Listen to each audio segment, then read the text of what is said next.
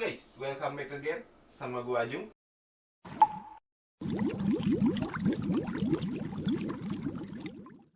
Apa kabar teman-teman semua yang ada dimanapun berada? Selamat pagi, selamat sore, selamat siang, selamat malam. Semoga selalu diberikan kesehatan. Jangan lupa pakai masker kemana-mana. Atas permintaan beberapa temen gue juga, dan ada di komen juga, hari ini gue akan ngebahas salah satu device yang udah pernah gue bahas nih cuy. Jadi beberapa orang yang penasaran sebenarnya pemakaian selama 1 bulan. This is it. Deskphone Evercross DS01. Deskphone Evercross DS01 ini udah gue pakai dalam rentan waktu 1-2 bulan gitu cuy. Jadi pemakaian dalam 1 bulan mungkin bisa gue simpulkan ada beberapa poin yang perlu gue share ke teman-teman semua. Jadi gue bagi menjadi 2 poin. Yang pertama keunggulan dan 1 kekurangan cuy. Sebelumnya gue mau bilang bahwa ini adalah pemakaian gue pribadi ya. Jadi apa yang gue sampaikan ini hanya pendapat gue pribadi. Langsung aja kita ke keunggulannya yang pertama, yaitu Deskphone ini berbasis Android cuy. Jadi ya wajar kalau misalnya punya fungsi yang sama dengan smartphone Android lainnya, seperti koneksi Bluetooth, koneksi 4G, dan lain-lain lah. Dan sebagai user kita juga jadi lebih familiar dengan sistem Android tersebut. Yang kedua, desain yang elegan. Menurut gue sih elegan. Di sini berbahan plastik cuy. Tapi ya dengan desainnya, dengan tampilan yang dope, tetap tidak bisa dipungkiri bahwa ini tuh cakep gitu cuy. Dan dengan antena ini juga menambah kesan yang lebih cakep lagi gitu. Lalu yang ketiga, slot kartu. Slot kartu di sini macam-macam ya cuy. Di sini ada 3 slot kartu. Yang pertama slot memory card. Itu udah menambah kelengkapan sangat-sangat praktis banget dalam pemakaian cuy. Kita bisa masukin lagu. Lalu yang 2 slot ini adalah slot SIM card, yang satunya 4G, yang satunya 2G. Dan karena basisnya Android tadi, jadi kita bisa atur yang mana kita mau jadi panggilan telepon mana, SIM 1 atau SIM 2, buat SMS mana. Yang keempat, speakerphone. Jadi speakerphone ini sebenarnya kayak apa ya, pelengkap aja sih. Awal pertama gue pakai mungkin gue akan lebih sering ngangkat telepon, ngangkat gagangnya gitu. Tapi ternyata seiring berjalannya waktu, speakerphone ini sangat bermanfaat banget gitu cuy. Jadi gue bisa kayak semi video conference gitu atau teleconference gitu. Itu enak banget cuy. Itu adalah beberapa keunggulan yang ada di Deskphone Evercross DS01. Sekarang kita ke kekurangannya. Apa aja sih kekurangannya? Yang pertama adalah baterai. Baterainya ini bisa dibilang payah banget sih. Kapasitas yang nggak terlalu besar itu paling kalau gue bisa standby gini tanpa dicolok charger, gue bisa mencapai 1-2 jam gitu sih cuy. Apalagi gue pakai untuk tethering juga gitu ya. Jadi itu akan memboroskan baterai gitu. Yang kedua, mikrofon terlalu kecil. Jadi beberapa orang yang mengeluhkan kalau gue teleponan pakai gagangnya ya, itu seakan-akan kayak jauh gitu loh, suaranya tuh nggak terlalu deket. Tapi tenang, ini sebenarnya masih jelas, cuma volumenya jadi kayak kecil gitu. Dan gue udah setting volume udah maksimal, mereka masih mengeluhkan bahwa kecil suaranya. Lalu yang ketiga, SIM support. SIM support di sini sebenarnya ada positif negatif ya.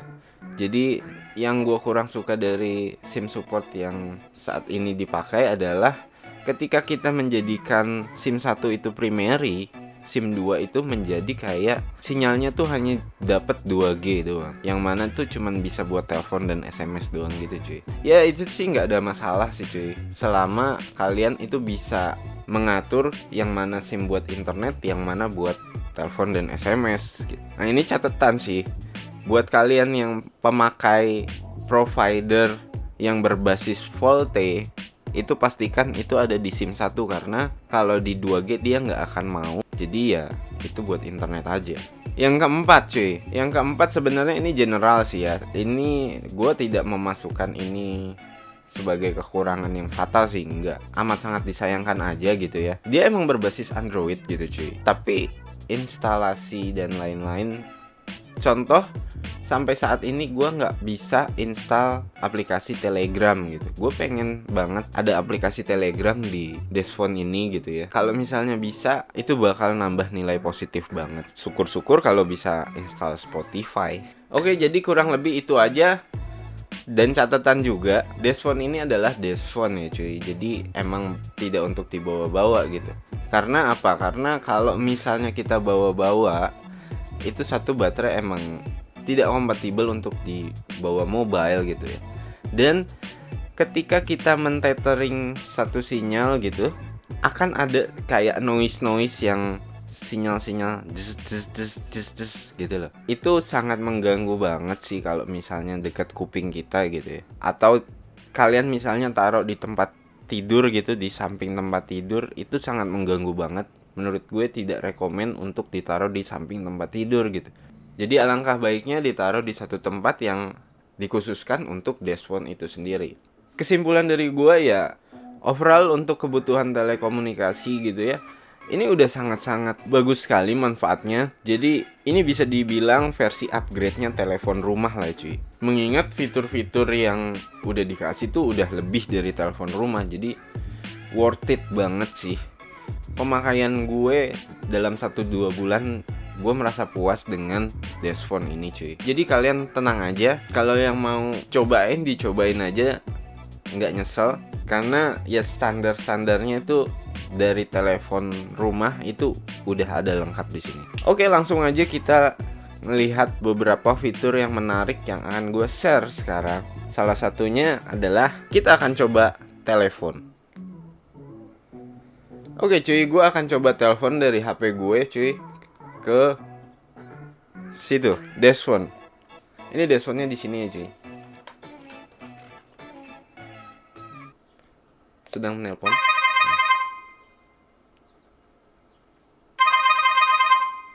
Oke, bisa dengar sendiri suaranya lumayan gede.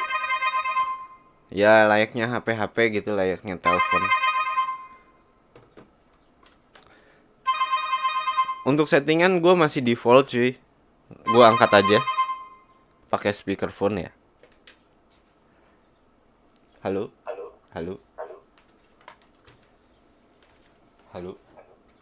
Kalian bisa dengar sendiri. Halo. Iya. Apa kabar? Di sini lagi ngetes. Tes. Ya menurut gue worth sih. Cukup lah ya. Sekarang gue angkat teleponnya. Halo.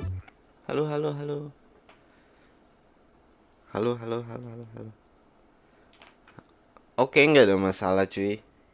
Itu yang pertama. Yang kedua, gue akan ngetes fitur-fitur Androidnya. Oh iya, desk phone ini tidak punya Google Service ya cuy. Jadi alangkah baiknya kalian input sendiri gitu nomornya. Ya pakai buku telepon lah, kayak masa-masa zaman dulu gitu. Cuman kalau gue sih tips and trick aja. Jadi ini kontak di Google address book gue, itu gue ekspor ke CSV gitu ya. Terus gue import di sini, import phone book, dan itu berhasil. Oke, langsung aja kita tes untuk fungsi-fungsinya. Kayak tethering kan udah kemarin ya. Nah sekarang gue mau ngetes Bluetooth nih. Bluetooth ini menarik cuy. Jadi kita tuh udah kebantu banget sama fiturnya. Sini gue akan konekin ke speaker phone gue. Ke speaker Bluetooth gue di sini. Gue nyalain.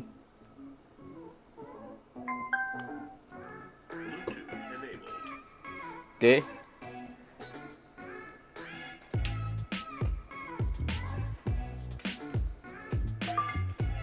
Yes, udah terkonek.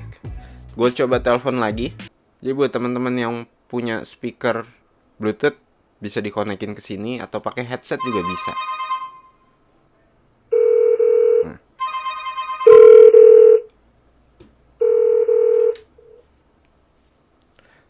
Jadi kita komunikasi dari sini cuy. Halo.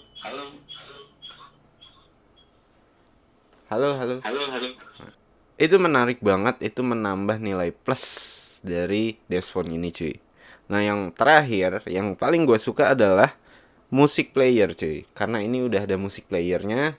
memorinya udah gue masukin beberapa MP3 gitu. Jadi gue kalau lagi gabut, lagi iseng, ya gue nyalain musik aja terkoneksi dengan Bluetooth speaker. Oke, langsung aja kita nyalain musiknya.